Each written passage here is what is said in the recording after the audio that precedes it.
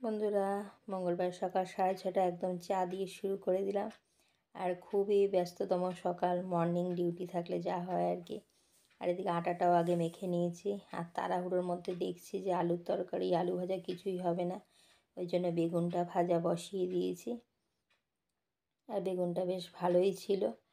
আর ওদিকে তো চায়ের জলটা যে না ফুটে যাক একটু জলটা, তাহলে তাড়াতাড়ি করে চাটা হয়ে যাবে, ওই জন্য ইন্ডাকশানে বসিয়ে দিয়েছি। আর এগুলো বেগুনটা একদিকে উল্টে পাল্টে দিচ্ছি, আর একদিকে রুটিটা বেলে নিয়ে এদিকে রুটিটাও করে নিচ্ছি। আপাতত এখন চারটেই করব, কারণ আপনাদের দাদা অফিসে বেরাবে, তাড়াহুড়োর মধ্যে আগে টিফিনটা গুছিয়ে দিই আর পরে আমাদেরটা করব।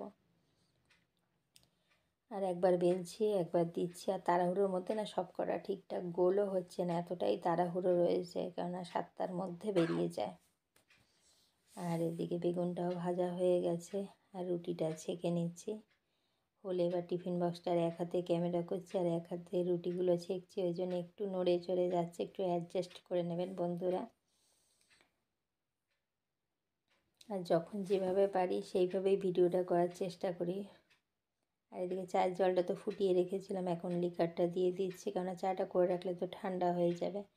আর এখন চাটা ছেঁকে দেবো, আপনাদের দাদা চা বিস্কুটটা খেয়ে যাবে, আর টিফিনটা রেডি করে দিয়ে দেবো। আর এদিকে ওখানে আর জায়গা নেই, এই টেবিলে নিয়ে আসলাম তাড়াতাড়ি করে চাটা। তাড়াহুড়ো করলে না পুরো সমস্ত জায়গায় যেন জড়ো হয়ে যায়। আর এই টিফিন বক্সটা গুছাবো, আর আপনাদের দাদার তো মিষ্টি লাগেই, তাই একটু ভাবলাম কী দেবো। আর বেগুন ভাজা দিয়েছি, ওই জন্য তরকারি টরকারি দিলে অত একটা অসুবিধা হয় না, ওই জন্য আবার একটু গুড় তাড়াতাড়ি করে বললাম ফ্রিজ থেকে একটু গুড় নিয়ে এসো, গুড়টা দিয়ে দিই, তাহলে অন্তত পক্ষে খেতে পারবে, ওই জন্য আবার একটু গুড় সাইডটায় দিয়ে দিচ্ছি।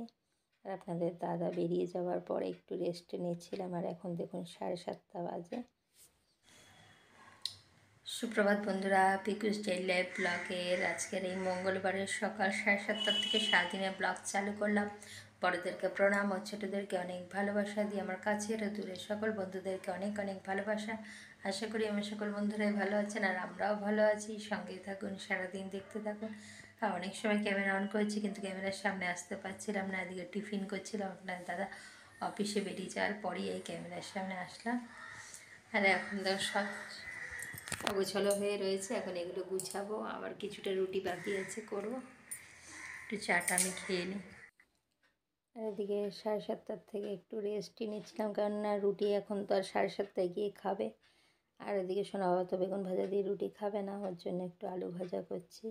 আর এখন এই 8:30 বাজে, সমস্ত গুছিয়ে সবজি টবজি কেটে এখন চলে এসছে। এখন আমাদের টিফিন করব। সোনার ঠাম্মা খাবে, আমি খাবার, সোনা খাবে। সোনার জন্য আলুটা ভেজে নিলাম, এখন আমাদের জন্য আবার বেগুনটা ভাজছি। আর বেগুন ভাজতে তো যা তেল লাগে, একবার যা ভাজা হয়ে গেছে তেল হয়ে গেছে, আবার এই যে এখন আবার এই বেগুন ভাজছি আর রুটিটা করব। তারপরে আমাদের খাওয়া দাওয়ার পরে আর রান্নাটা সারবো।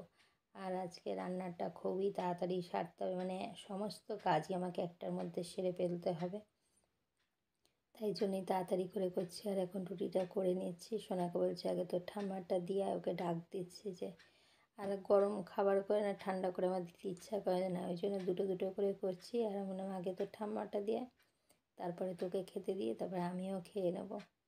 খেয়ে তারপরে একেবারে কাজ গুছিয়ে রান্না টান্না করবো। সোনার দুটো জামা কাপড় আছে, একটু কাচবো। আর কতটা কি শেয়ার করতে পারবো আর জানিও না। আর আমার জানি কাজ সারতে হবে, সেরে রাখি, কোনো যে টাইমে যতটা কাজ এগিয়ে রাখা যায়, যে এই টাইমে যেই কাজটা করতে হবে এখন করা যাবে না, সেরকম ব্যাপার নেই আর কি। আর দিয়ে সোনাকে বলছি তো ঠাম্মাটা দিয়ে গুছিয়ে দিচ্ছি, ওকে ডাক দিয়েছি, একবার টুক করে পালিয়ে গেল। আবার বলছি আর একটু আলু ভাজাও দিয়ে দিলাম, সোনার জন্য করেছি, দিয়ে তারপর তোকে খাবারটা দিয়েছি। আর ও দিতে গেল। আর এদিকে সোনারও, ও তো বলছে একটা বেগুন ভাজা খা, কিছুতেই খাবে না, আলু ভাজা দিয়ে, তাও এই রুটিটুকুও খায়নি। সেই রুটি সেই 1টার দিকে, 12:30টার দিকে আমি খেলাম। বলছে না খেতে ইচ্ছা করছে না, খাবো না, এত খাওয়া নিয়ে সমস্যা। আর এদিকে খাওয়া দাওয়ার পরে এখন রান্নাটাও বসিয়ে দিয়েছি, কড়াইতে একটু সাদা তেল দিলাম, দিয়ে আজকে একটু শুক্তো করবো, ওই জন্য সাদা তেল দিয়েই করছি। আর বেশি কিছু রান্নাও করব না, শুক্তোটা করব আর সাথে একটু ডিমের ঝোল করব। আর কুলের টক আছে, গতকালকে সোনার ঠাম্মা আমের টক দিয়েছি, আর আমের টকটা খাওয়া হয়েছিল দেখার, কুলের টকটা খাওয়া হয়নি, ওই জন্য ওই টকটাই রয়ে গেছে, ওটাই খাওয়া হবে। আর এদিকে শুক্তো সমস্ত সবজি দিয়ে বসিয়ে দিয়েছি। আর গরমের সময় এরকম শুক্তো তো ভালোই লাগে ডাঁটা ডাঁটা দিয়ে। আর শুক্তো আর ডিমের ঝোলটা করব, এটাই হচ্ছে রান্না। তার ফাঁকে বাসন টাসন মাজবো। বাসন বাবাকে বলছি দেখ বাবা কটা বাজে, আর 11টা তো বেজেই গেছে। এগুলো সবজি টবজি কাটা কিছুই আর শেয়ার করি না। একটু শেষে একটু বড়ি দিয়ে দিলাম। আর এদিকে শুক্তোটা নামিয়ে ডিম আলু সেদ্ধ বসিয়ে দিয়েছি, ডিমের ঝোল হবে। এই হলে পরে আর বাসনটা মাজবো। আর না, তাড়াহুড়োর মধ্যে কী করে আগে জিরে ফোড়ন দিয়ে দিয়েছি, দিয়ে আর তারপর সে ডিমটাকে ভেজে রাখলাম, তারপর আলুটা ভাজছি। মানে একটা তাড়াহুড়ো মনের মধ্যে কাজ করছে, এই জন্য এরকম হয়েছে। আর ডিমের ঝোল তো আর অসুবিধাও নেই।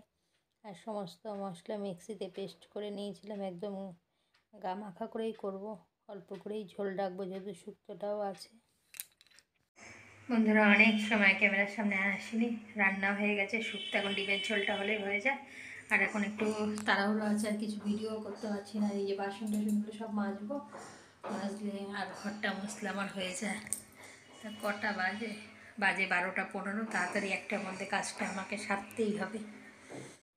আর বন্ধুরা এদিকে ডিমের ঝোলটা হয়ে এসছে, আর আজকে রান্না কী কী আছে সেটাই শেয়ার করছি। যে ডিমের ঝোল আছে, সোনা ঠাম্মারটাও গুছিয়ে নিয়েছি, দিয়ে দেবো। আর আছে ভাত, আর ওই যে বেগুন ভাজা আছে, শুক্তো আর কুলের টক। এই হচ্ছে আজকে দুপুরের খাবার। আজকে এলবি চলবে দেখে আর তো ভিডিও কিছু শেয়ার করতে পারবো না।